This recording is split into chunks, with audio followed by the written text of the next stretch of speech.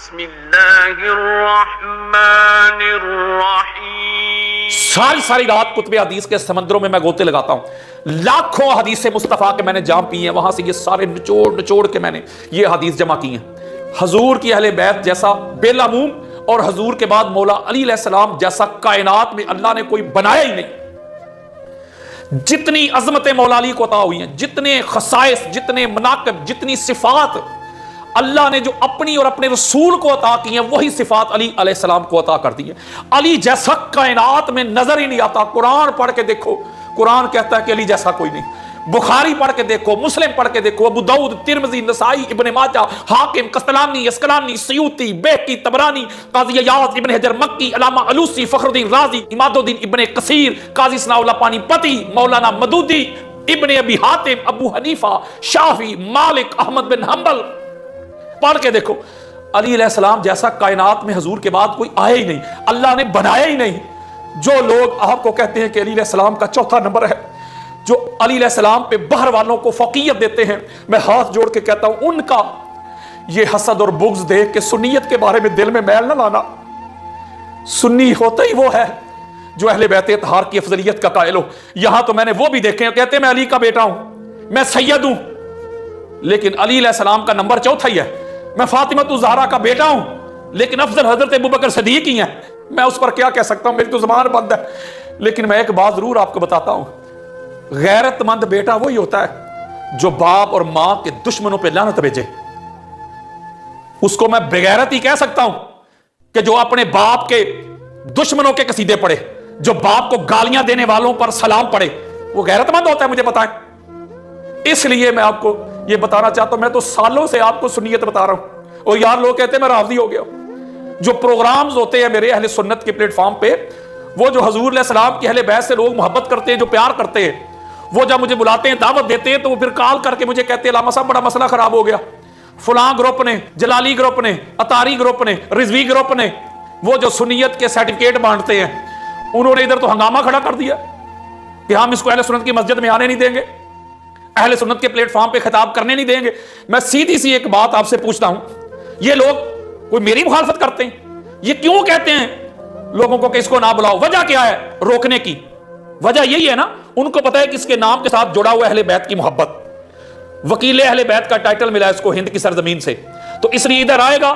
تو علی علیہ السلام کا ذکر کرے گا، ادھر آئے گا اہل بیت کا ذکر کرے گا، تو اس لیے اس کو روک دو، اس کو آنے نہ دو، اس کے راستے کو روکو، لوگوں کو تھریٹ کرو، ڈراؤ لوگوں کو تاکہ یہ آئے نہ۔ کیوں؟ اگر آ گیا مولا علی علیہ السلام کی افضلیت بیان کرے گا تو پتہ چلا ان کو پھر عداوت اور دشمنی میرے ساتھ تو نہیں، حضور کی اہل بیت کے ذکر کے ساتھ ہے۔ ان کو افضلیت علی ہضم نہیں ہوتی۔ جو اصل سنیت میں ایسے میدان میں للکار کے لوگوں کو دکھاتا ہوں، سناتا ہوں، پہنچاتا ہوں، میدان میں جا کے،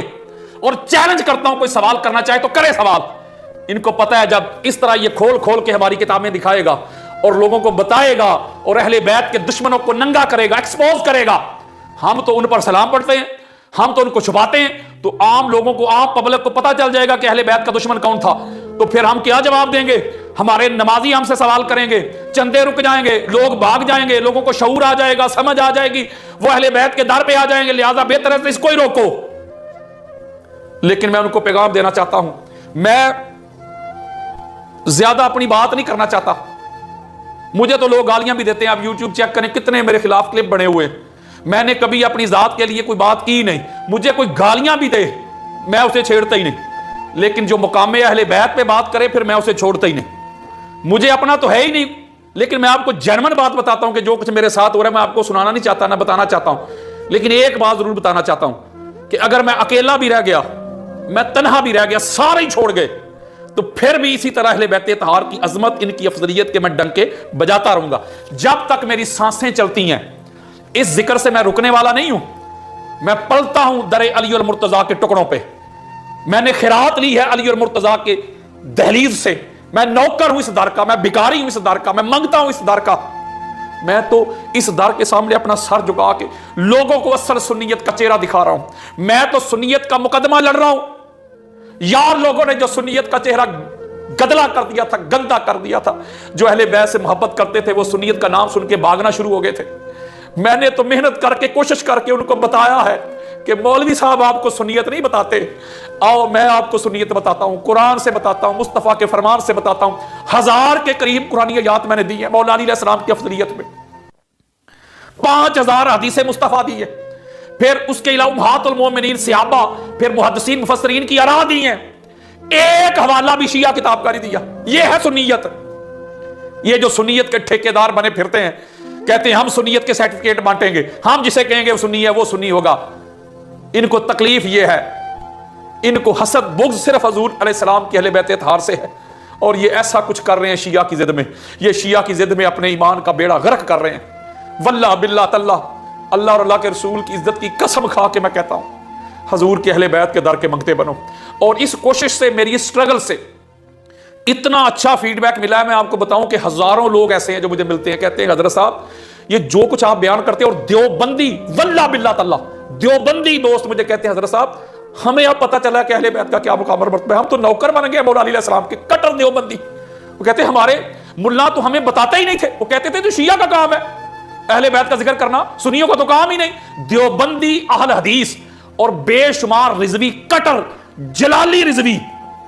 انہوں نے توبہ کر کے حضور علیہ السلام کی اہل بیت اطہار کے در پہ آ گئے، مجھے ملتے ہیں رو رو کے گلے لگ کے روتے ہیں۔ وہ کہتے کسی نے یار بتایا ہی نہیں ہمیں، کسی نے ہمیں یہ کتابیں دکھائی نہیں تھی، اہل بیت اطہار کا مقام اور مرتبہ سنایا ہی نہیں تھا۔ وہ دوسروں سے روکتے تھے، جہاں یہ سودا ملتا تھا کہتے تھے وہ تو کافر ہے، ان کے پاس جانا نہیں، وہ تو گمراہ ہیں، تمہیں بھی گمراہ کر دیں گے، ان کو سننا ہی نہیں۔ تو میں نے جو سٹرگل کی ہے، میں نے جو کوشش کی ہے، جو کچھ بھی میں بھگت رہا ہوں وہ الگ بات ہے، وہ آپ سے میں کچھ نہیں چاہتا، فقط یہی پیغام دینا چاہتا ہوں کہ جو کچھ میں نے دیکھا ہے، جو کچھ میں نے پڑھا ہے، جو کچھ میں نے جانچا ہے، جو کچھ میں نے پرکھا ہے، بس موٹی بات دیتا ہوں، اہل بیت جیسا کائنات میں کوئی نہیں۔ باقی اگر کسی کو جو بھی ملا ہے ان کے بعد ملا ہے، ان سے اوپر کوئی نہیں، ان سے اوپر صرف اللہ ہے، اللہ کا رسول ہے، باقی ساری کائنات اہل بیت کے